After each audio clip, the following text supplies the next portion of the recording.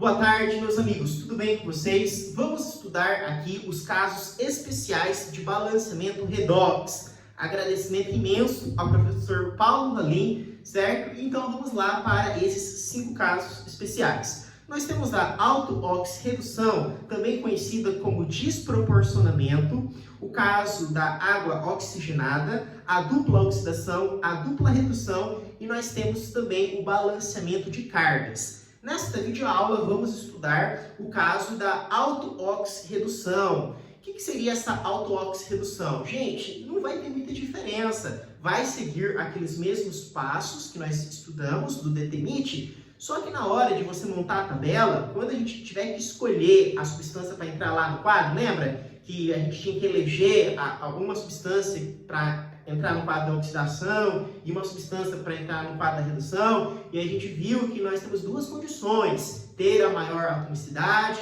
e não ter inox repetido. Nós falamos isso 1 milhão de vezes. Só que aqui no caso, o que vai acontecer? Por ser uma auto-oxirredução, nós vamos ter uma substância que vai estar no ramal da oxidação, mas essa substância também vai estar no ramal da redução.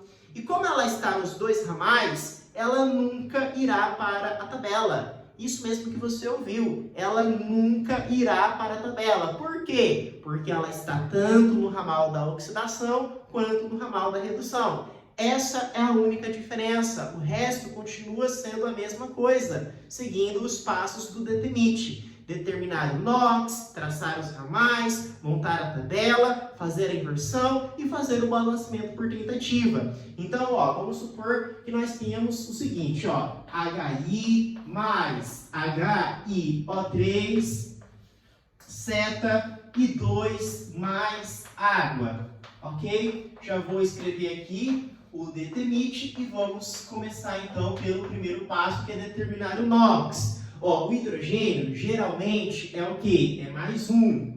O iodo, lembra? O iodo pertence ao grupo 17 da tabela periódica. Foi Cláudio o Bravo que invadiu Atenas. Ele está aqui no grupo 17, mas além disso, ele está à direita da fórmula. Ele está à direita da fórmula. Então, qual vai ser o NOx dele? Vai ser menos 1. O hidrogênio geralmente é mais 1. O iodo aqui a gente vai ter que calcular. Por quê? Porque ele não está à direita da fórmula, ele está no meio, tá? O oxigênio é quanto? É menos 2. Aqui o iodo ele está sozinho, lembra? É substância simples, está sozinha. Quanto vale o NOx? 0. O hidrogênio, mais 1. E o oxigênio, menos 2. Certo? Gente, como que a gente calcula o NOx do iodo? Aqui a letra I no meio. Você tem que chamar de X. Então, vamos fazer separado, H, acabou a bateria, então depois a gente continua com o microfone. HiO3, certo? O H aqui é mais 1, o I é X e o E é menos 2.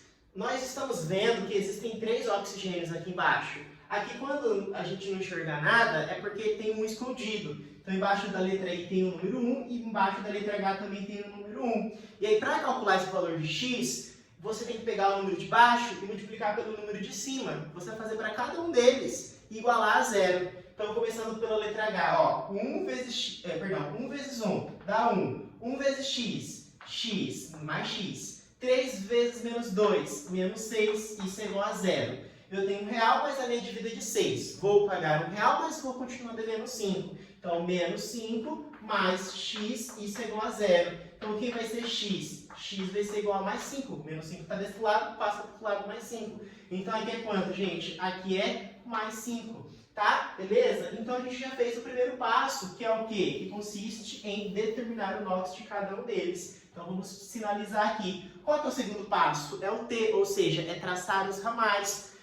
Ou seja, quem que aumentou, quem que diminuiu. Olha um por um, o hidrogênio era mais 1, continua sendo mais 1, então não muda nada. O iodo, menos 1, tá 0. Opa, mudou para mais ou para menos, ou seja, aumentou ou diminuiu? Se eu sair de menos 1 e fui para 0, aumentou. Então aqui a gente vai ter um ramal da oxidação, por quê? Porque ele aumentou, certo? Beleza? Aumentou de quanto? X é igual a quanto? Igual a 1. Certo? Porque mudou uma unidade. Aqui o H era mais 1, continua sendo mais 1. O I aqui, mais 5. E aqui tá o quê? Tá 0. Só que agora diminuiu, reduziu, porque era assim que foi para 0. Então, vamos fazer aqui o ramal da redução. Ó, redução. De quanto que mudou, gente? X é igual a quanto? De 5 para 0 é 5. Ok? Tá? Beleza? Tranquilo, gente? Tá? Vocês entendem como que eu calculo esse x? Ó, de menos 1 para 0. Só deixa eu colocar aqui para a gente entender. Ó, aqui é 0, aqui é mais 1, aqui é menos 1. Se eu fui de menos 1 e fui para 0, eu andei quantas casinhas? Uma casinha. Então, por isso que o x é 1. Agora, aqui nesse caso, aqui é 0, aqui é 1, aqui é 2, aqui é 3, aqui é 4, aqui é 5. Eu saí de 5 e fui para onde? Fui para 0. Então, quantas casinhas eu tive que percorrer? 5, ó. 1, 2, 3, 4, 5. Então, por isso que o x é igual a 5, tá?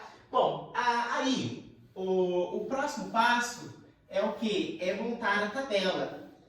Então, a tabela que a gente tem que montar, ela é constituída de 2 linhas e de 4 colunas. Então, vamos colocar aqui essa tabela, ó. 2 linhas e 4 colunas. 1, 2, 3, 4. Na primeira linha eu vou escrever a oxidação e na segunda linha eu vou escrever o quê? A redução. O que a gente viu lá na aula passada? Quem que vai aqui ao lado da oxidação, ao lado da redução? Aquela substância que contiver a maior atomicidade e que não tenha NOx repetido. Então, no caso da oxidação, procure o ramal da oxidação, é o de cima, certo? Quem que eu vou colocar? O HI ou o I2? Nesse caso, o que vai acontecer? Por ser um caso especial, o I2, por estar tanto no ramal da oxidação quanto no ramal da redução, ele nunca vai para o quadro, tá? Então, quem que vai restar para a gente? Por o HI. Então, aqui eu vou por quem? O HI. Tá? Na redução eu tenho o HIA3 e o I2. Eu sei que nós vimos que vai para o quadro aquela substância que contiver a maior atomicidade e que não tenha NOx repetido. Mas nesse caso, por ser um caso especial, mesmo que o I2 tenha a maior atomicidade, que é 2, ele não vai para o quadro. Por quê? Porque o I2 está tanto na oxidação quanto na redução. Então, aqui na redução, entre o I2 e o HIO3, quem que eu vou ter que colocar necessariamente? O HIO3, ok? E aqui na terceira coluna, o que eu vou ter que fazer? Eu vou ter que calcular o delta. Qual que é a fórmula do delta? Escreva, não tenha preguiça, para fixar. X vezes a atomicidade. Então, o que vai ser o nosso delta? O X da oxidação. O X da oxidação é 1, então eu vou pôr 1, vezes a atomicidade da substância que está dentro do quadro que está sofrendo a variação. Quem está sofrendo a variação não é o I? Quando não tem nada aqui embaixo é quanto? É 1. Então eu vou pôr quanto aqui? 1. Isso vai dar quanto? 1. E aqui eu vou fazer a mesma coisa. O delta é X vezes a atomicidade.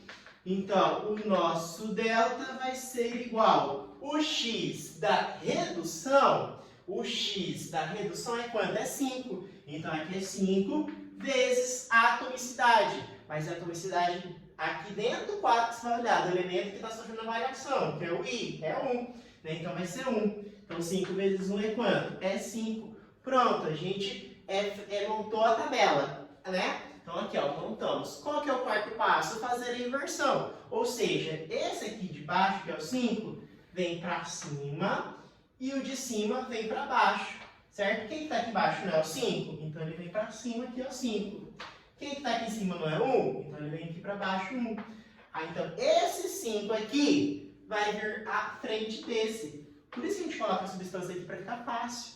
E esse 1 vai vir à frente desse. Então, onde tiver o HI, eu vou por quanto? Eu vou por 5. Então, aqui eu vou por 5. Onde tiver o HIA3, eu vou por quanto? 1. Então, aqui eu vou por 1. Agora vem o último passo. Então, a gente fez a inversão. Agora é o T de tentativa. Lembra?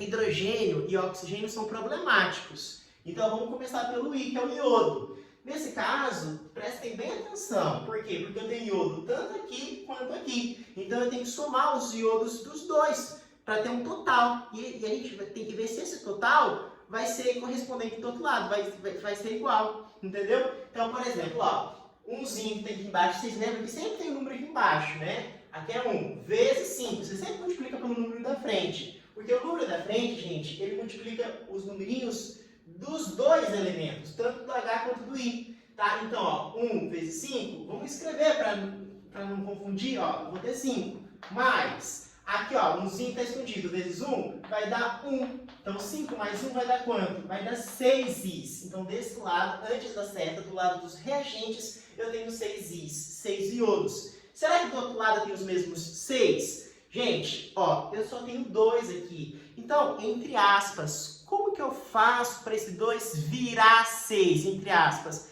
2 vezes quanto? Dá 6, 2 vezes 3. Então, aí eu boto um 3 aqui na frente. Com isso, eu consigo ter a mesma quantidade que eu tenho aqui antes da seta. Ficou igual, certo? Tudo bem? Agora, vamos ver o H. Quantos Hs eu tenho aqui antes da seta? É o mesmo raciocínio do I. Né? Por quê? Porque eu tenho H aqui e H aqui. Ó, 1 que está escondido vezes 5 dá 5. Então, 5H. Mais 1 vezes 1 vai dar 1H. 5 mais 1 vai dar 6Hs. Será que do outro lado eu tenho os mesmos 6Hs? Eu tenho 2. Como que eu faço, entre aspas, para o 2 virar 6? 2 vezes 3. Então, vou botar um 3 aqui na frente. Veja se o oxigênio está balanceado. Antes da seta, o oxigênio só tem aqui, né? 3 vezes 1, 3. Aqui não tem um escondido? Vezes 3, dá 3. Então, tá certo. Um grande abraço, fiquem com Deus.